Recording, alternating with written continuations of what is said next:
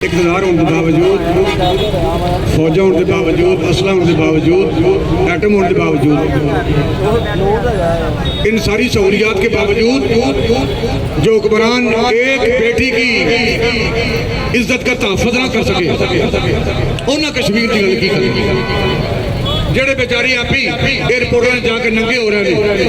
انہاں کشمیر کی گل کی کرنی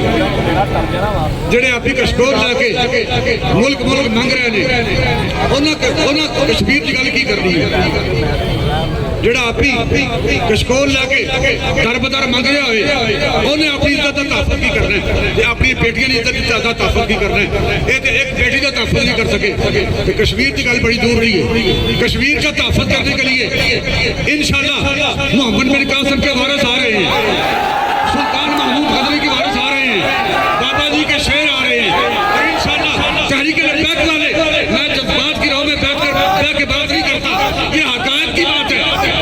حقائق کی روشنی میں بات کر رہا ہوں کہ یہ بے غیرت کشمیر کی بیٹیوں کو تحفظ نہیں دیں گے سلطان محمود غزنوی کے وارث محمد بن قاسم کے وارث اور بابا جی کے شعر کشمیر کی بیٹیوں کو تحفظ دیں گے جسے اقبال نے کہا کہ جہان نہ ہو رہا ہے پیدا وہ عالم پیر بن رہا ہے یہ جہان نہ ہو رہا ہے پیدا وہ عالم پیر مر رہا ہے جسے فرنگی مقامروں نے بنا دیا ہے قمار خانہ وہ مرد درویش ہوا ہے کو تم تو تیز لیکن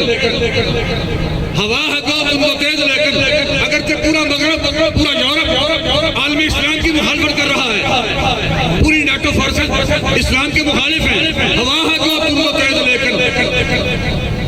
چراغ اپنا جلا رہا ہے وہ مرد درویش جس میں حق نے دیے ہیں انداز قدرت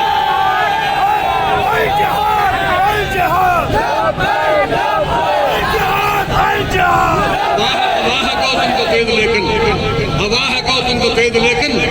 چراغ اپنا جلا رہا ہے ان کی برکت سے وہ مرد درویش یہ مرد درویش جس میں حق نے دیے ہیں انداز فرمانا انشاءاللہ اللہ رسول اپنی عنایت سے ہمارے حال پہ کرم فرمائے گا ہماری جانیں ہماری قدریں کشمیر کی بیٹیوں کے لیے ہیں مظلوم مسلمانوں کے لیے ہیں حضور کی عزت اور ناموس کے تحفظ کے لیے ہیں ختم نبوت کے تحفظ کے لیے ہیں اور نظام مصطفیٰ کے لیے انشاءاللہ یہ نظام بدلنے والا ہے عنقریب حضور کا دین تخت پر آنے والا ہے جس طرح علامہ اقبال کی نگاہ دیکھ رہی تھی ہم بھی اللہ اور اس کے رسول کی عنایت سے ہماری نظریں بھی دیکھ رہی ہیں کہ کچھ دن ہی رہ گئے ہیں شکست یزید میں کچھ دن ہی رہ گئے ہیں شکست یزید میں اور حضور کا دین تخت پر آ رہا ہے